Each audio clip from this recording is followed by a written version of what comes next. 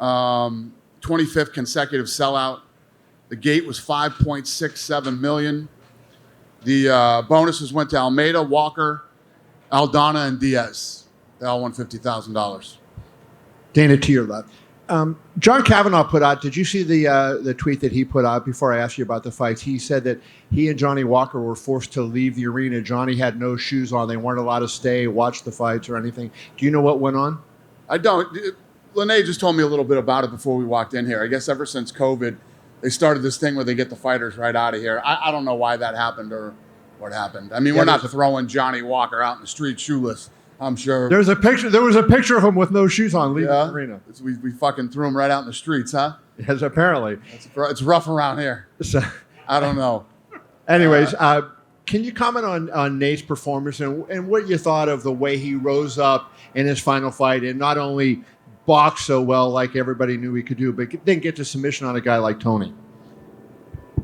Yeah. I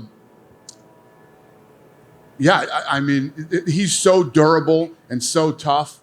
And, I literally, we went, I don't know if you guys have monitors over there, but we went, or you can hear what's going on, but we went into their corner, Tony's corner that round. And his corner, for some reason, told him to take him down.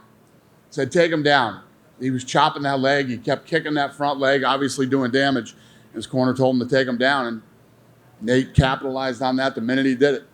Did you feel like Tony and Nate delivered the fight you expected? Was that kind of what you thought they would do? Yeah, I think so. You know what I mean? Listen, they're both older guys that have been around here for a long time, and it was what I expected.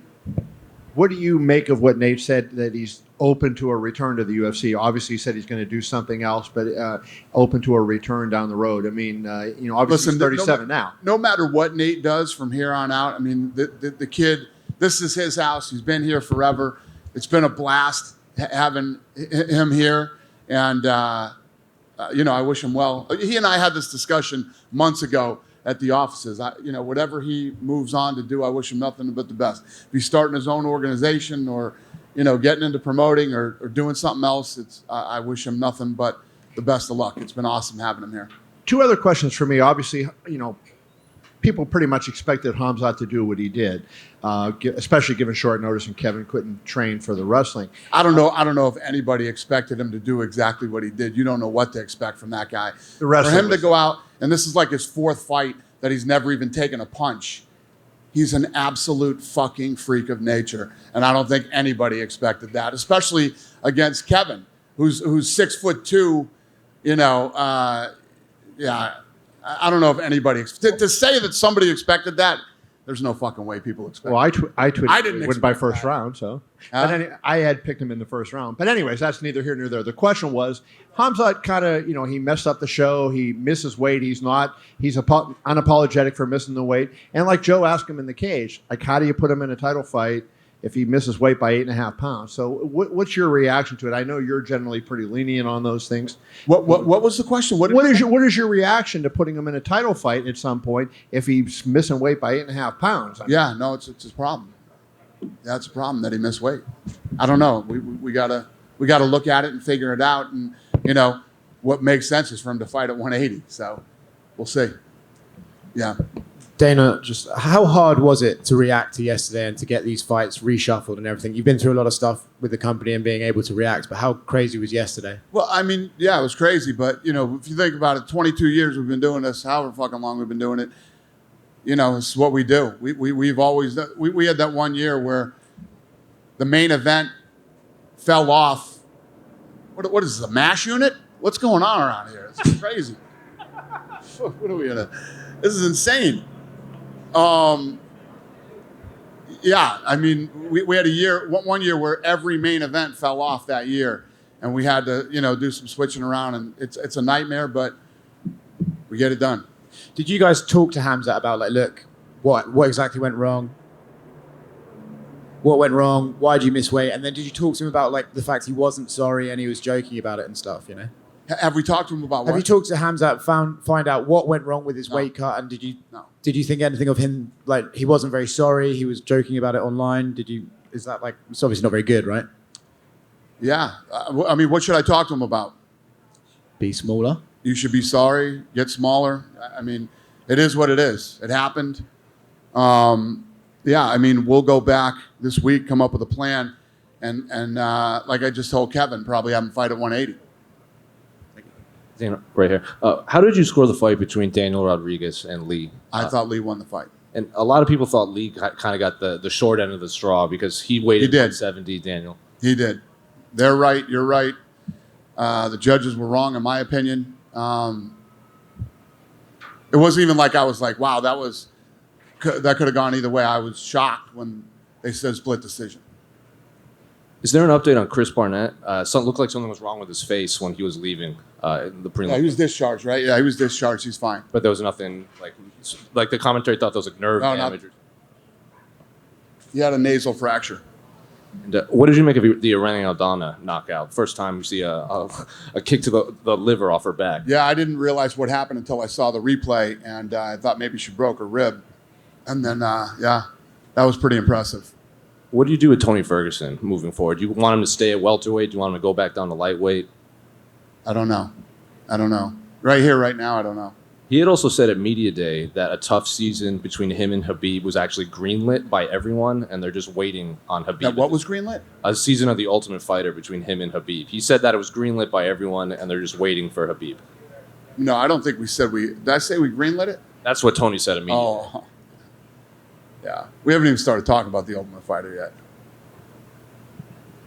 Hey, Dana. Hey. How early yesterday did you guys know that Khamzat was going to miss weight, and how early did you guys start to kind of try to figure out what to We do? didn't know till he would... Well, I mean, we knew he was having trouble cutting weight early. Yeah, what time? I mean, what are you asking me? Yeah, I mean, before he waited, you guys had an indication Yeah, that he may not right. make weight. So already you guys are kind of scrambling to try to figure out what would happen if he missed weight and what you guys would do. Well, wasn't that we were scrambling if he was going to... We knew he was going to miss weight. The doctors went up to see him. When the doctor goes up and the doctor calls the fight off, if you're dancing around the question that there was some conspiracy theory that... No. Okay, because there's some fucking lunatics No. on the on the internet that think that this was all staged and planned and whatever. If you think that the crazy dudes that we had here this week could be orchestrated into something that would be... You're literally out of your mind. Yeah, this all happened, and we had to deal with it, and I just couldn't wait to get tonight over with. And then what are the conversations like with Nate and Khamzat yesterday? Because obviously Nate was like, I'm not fighting that guy if he's that heavy. So what are those conversations like? Yeah, well, we knew as soon as he wasn't going to make weight that the fight wasn't going to happen. Right. You know, forget about Nate. The athletic commission wouldn't have let the fight happen at that big of a weight discrepancy. So. Yeah. So you immediately start getting to work, figuring it out. What are those guys saying to you? Like, what is Nate saying? What is Khamzat saying? As far as like what happens next? Like when you're discussing like what the next day is going to look like, who they're going to be fighting. What are they saying? Are they agreeable? Are they not agreeable? I don't want to fight. listen. They're going into something like that. There's obviously a lot of emotions and you know, you got guys that are cutting weight, and you know it's always work to get it done, and you know you just got to put in the time, walk these guys through it, and you know it's not fun. It's not fun on this side, but you get it done. And then just last thing for me with Nate, is this just like another kind of chapter in the weird like Diaz lore? The week starts, Khamzat's the opponent. The week ends, and he's submitting Tony Ferguson in front of a sellout crowd. I mean, just another kind of chapter in that crazy book that those two brothers have written. Yeah. Yes. Hey, Dana, right can over you here. expand on that, Dana, please? What's that? Can you expand on that? No. I mean, I don't even know what to say. It's just, this is a crazy business, man. It's a crazy business that we're in. And it's why everybody's always asking me about, you know, what are you going to do to this guy? And what are you going to do to that guy? And what are you going to do? You know, you guys don't know 90% of the stuff that goes on behind the scenes. It's just, it's the business that we're in. This is a crazy business. and it's a tough business. It's not as easy as it looks. That's why all these guys that say they want to get into the fight business. Careful what you wish for. Not as easy as it looks. Dana, question on the business there. Is there a risk that Conor against Nate 3 might happen outside of the UFC now that Nate is out of contract? I have no idea. I have no idea. That's not something that keeps you awake at night, no? Not much keeps me awake at night anymore. They have 2 of the biggest pay-per-views in UFC history. Should that keep me awake? No, it doesn't. Not much keeps me awake anymore. We roll with it, man. I've been doing this for a very long time, and we roll with the punches, pun intended. Thank you. Hey, Dana, right over here, in the back, in the middle. Yeah. With Irena's performance, a lot of people are talking about, did she just lock in a potential title shot against Amanda Nunes at 35? I just wanted your thoughts. I mean, is there competition between her and Catelyn to see who would get the next one, or did Aldana do enough? We love Aldana. I don't know what we're going to do next, but, like I said, we don't make fights the night of the fights, but, she looked great. She's awesome. We love her. What an incredible way to finish a fight tonight. And, we'll see what's next for her.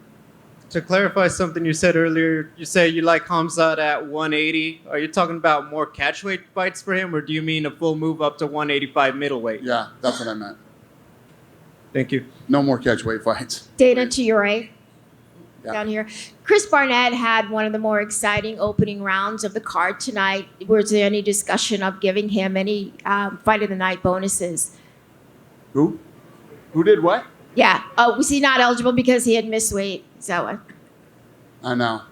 yeah, that's a bummer for He that guy. missed weight, Yeah. but I'm gonna Good to see about him. I'm gonna take care of him. I'll do a little something for him. Great.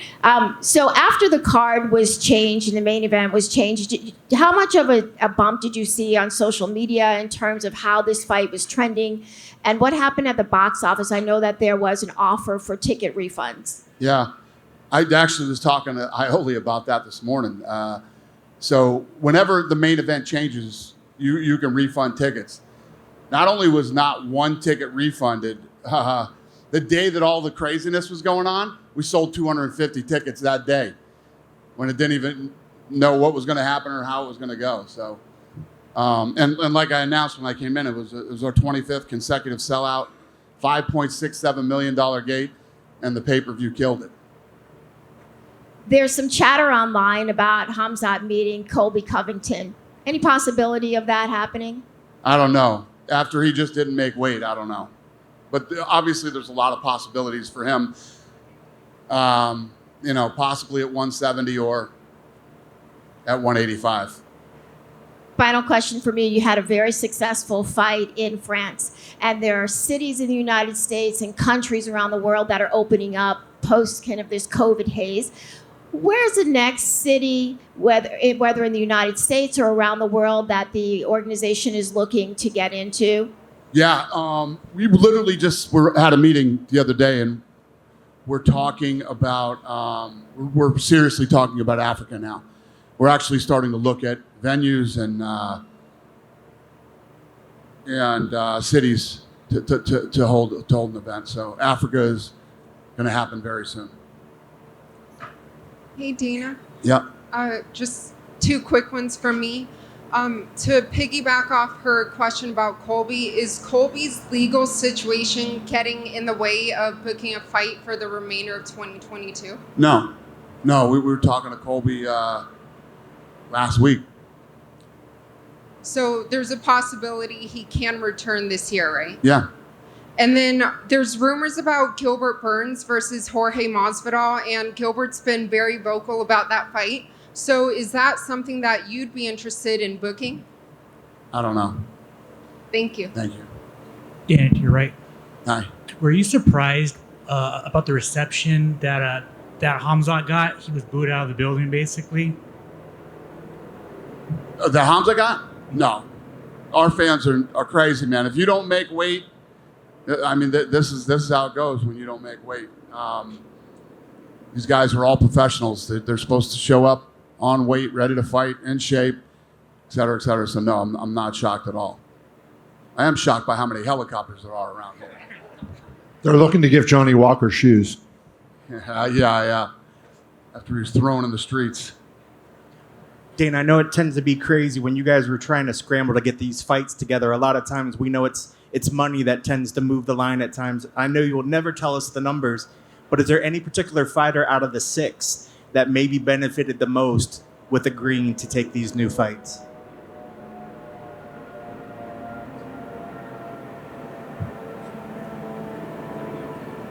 Is there a fighter that benefited the most from what? Money-wise, like who got the biggest bump for agreeing to switch fights?